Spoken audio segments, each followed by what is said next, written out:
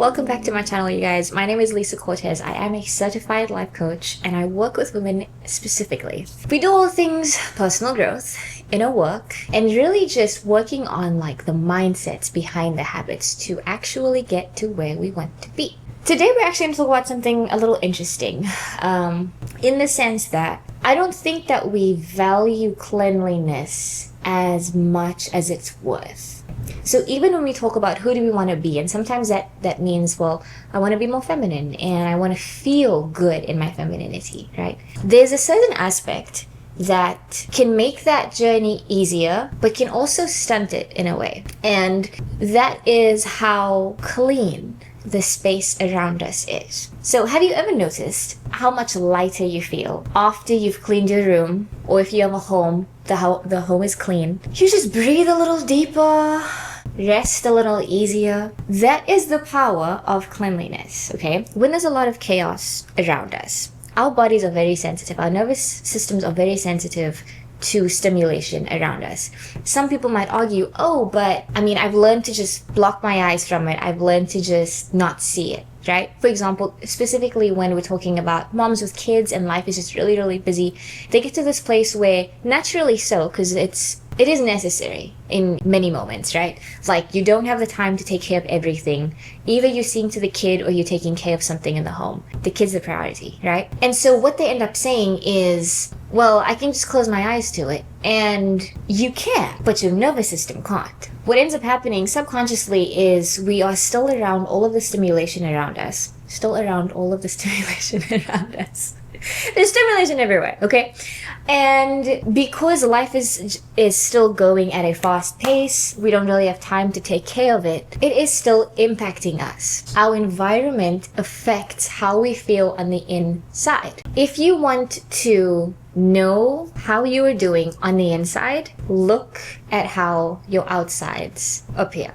And you'll see, maybe you're like extra moody or irritable or sad or just down and mopey. It's probably because there's a lot of stuff standing around you. For me, I'm incredibly sensitive to it. My husband knows this. So if we do something where, for funsies, we have like a blow-up mattress in the living room and we're doing a movie night or something, I can maybe go a day. I can definitely go a day. I can maybe go 2 days. But by day 3, I don't have as much capacity to deal with anything because there's this thing in the way. It's not clear. I can't move freely. My mind is just seeing stuff where stuff is not supposed to be. This happens when we move too, right? Like you have all of these boxes everywhere. It's stressful, but it's more stressful to have the boxes standing there for me personally than it is to just do the work and unpack it all so that everything actually looks clean and neat and tidy and organized.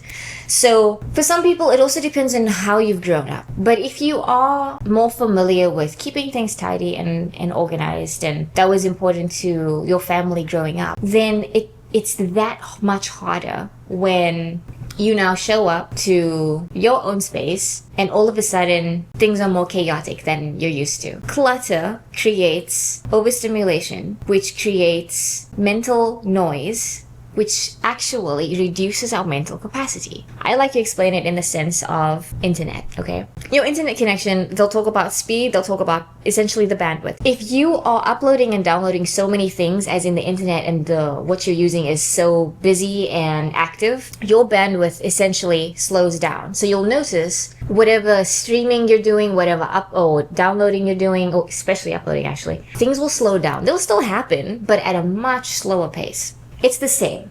Our mental bandwidth is only this wide. And if we are using a lot of it to like overthink, or we're so busy that we're not taking care of ourselves, we haven't checked in, we're just flooding our minds with to-dos, with responsibilities, with worries and fears and insecurities and toxicity around us, or in this case, disorganization around us, our bandwidth actually gets smaller because there's so much happening. There's less space for things to actually flow and move, and whatever is flowing and moving is really like slowed down to a much, much slower pace. So I actually want to challenge you. If you have been in a space where you're like moody and not really yourself and things are just harder to do you're looking for, like, you know you have to do the laundry, but you don't have anything in you that wants to do the laundry.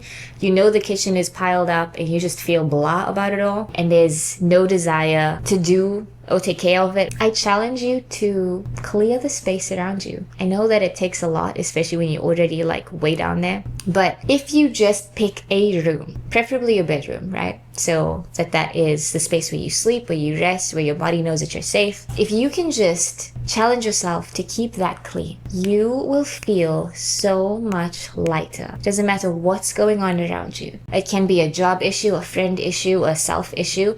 If you just clear your space, you will feel lighter. I can promise you that. Order brings peace, and it creates an environment where your nervous system can actually relax. So if you're a woman that's dealing with being stuck in survival mode even, and just feeling like you're always on edge and you can't relax, or for me, I used to, and occasionally I still do now, catch myself not breathing. I'll go through my day and I'm stressed and I'm tense and I'm not aware of it. And then all of a sudden I'm like, and the only reason is because I have not been breathing well in the moments leading up to that. But bringing order into a space supports our nervous system in a way that allows it to relax, to breathe a little deeper, to feel a little less tense. When we let go of that physical mess, we actually often feel emotionally lighter as well, which is a really cool hack if you think about it. If we talk about it in the terms of femininity and feminine essence, right? What do we know about that? It's usually very calm, a little softer. It thrives on beauty, it thrives on aesthetics, it thrives on flow. If there's a bunch of junk around you, what can flow? Really nothing.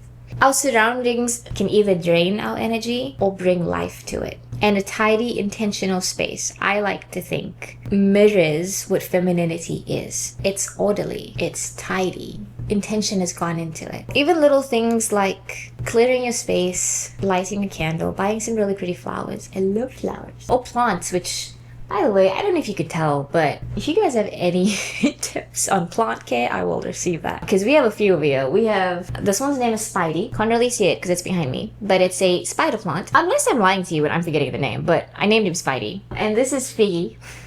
It's a fig leaf plant. And then this is, I don't know what kind of plant it is. My friend said it was a Chinese money plant. I just thought it looked like an umbrella. And so in the spirit of the way we were naming all of these, his name is Umbrella. Yeah. Bring flowers into your space, bring plants, make sure that you know how to care for your plants. I'm kind of figuring that out. But do things that create an environment that feels good, feels safe, feels organized. Like, there's enough chaos outside that we don't need to end in our heads. Especially us women, like through our cycles. Oh my gosh, I don't know if you know it or if you've noticed, but there's usually a nice chunk of, depending on your cycle, 3 to 7 days where the world is falling apart. Everything is wrong, nobody likes you, everything is wrong with you, and nothing is going right. And then if you just wait a few days, you'll be like, oh, well, the clouds have moved. The rainbow's out. Especially in a time like that, you can actually do a lot to help yourself if you keep your space tidy, because your emotions, your hormones, your mind is already so cluttered. But giving it a space where it can breathe and rest easy will even help in those heavy times during your cycle, like where it's emotionally heavy and draining and you kind of just not really on your A game. So I would ask you, what would your space look like if it were to reflect the best version of you? And I don't mean like going out and buying all of the luxury stuff. That's not what we're talking about. You can have a nice space without the burden of that. How would your space feel? How would it look? How would it be laid out? Even the layout's important. Even in scripture, God's a God of order. And he's a God that creates order from chaos. We can see that even in the story of creation. In that same breath, a clean and orderly space honestly does wonders if you're also looking to deepen your faith or looking to deepen your relationship with God. There's something special when you are cleaning your home and you're starting to pray through it. and you're listening to worship music through it. It sort of creates worship out of what would usually feel a chore. And it's so interesting because I just remembered something that sort of happened this past week for me was, and I don't have a video on this specifically yet, but I do have a history with an eating disorder, and I did have anorexia for a while. And so sometimes it's still hard in the gym mentally, right? Like my body will be fine. It's not that it feels weak, or it's not that it is weak, but it feels weak. I will maybe like lay off on chin-ups or pull-ups, on all of the heavy, demanding, sort of intimidating things in the gym that I really love doing. And then just this week, I sort of had a little moment like that too. And I was just praying through my workout. And my husband was really sweet. He was like, just try the chin-ups. You're fine.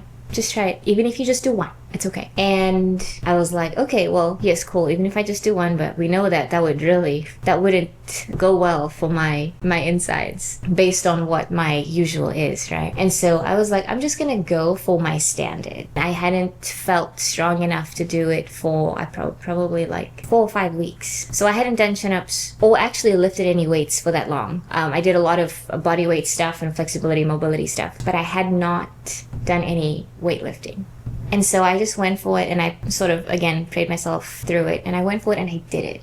And by the end of me completing my total standard, God was like, let the hard things be a form of worship. Let your workouts be your worship. Because of my history with the eating disorder and like the weakness that I can tend to feel and the lack of strength, I have to realize and remember that I'm not going to the gym and doing some extravagant workout because it's me. It's like I'm going to the gym because of the strength that He's given me. And so let your workouts be your worship was the message that God laid on my heart this past week. Even if clearing your home is a chore, like a really just icky chore, a burden, something that you feel defeated by even when you just think of the idea, let your tidying, let your clearing be your worship. How would that change things? It is by God's strength that we have the ability to do the things that we do every day. A clean home and keeping order and organization is not about perfection. It's not about being better than somebody else who has a chaotic home.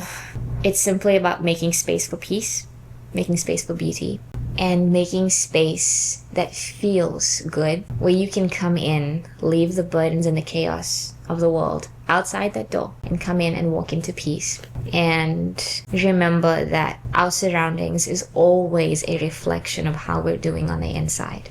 So if it looks a little messy, it's probably time to check in. So let's create homes and rooms and spaces that genuinely reflect our best versions, and let's see and watch ourselves become that. It's that powerful. So if you've enjoyed this video, we kind of went a little bit all over, but you know what? That's kind of how these go usually. But I am glad that you joined us, and if you did enjoy this, please like and subscribe. And I'll see you next time. Again, we talk about all things intentional living, personal growth, and even how to embody your femininity in a way that is healed. So I will see you guys next time. Thank you so much.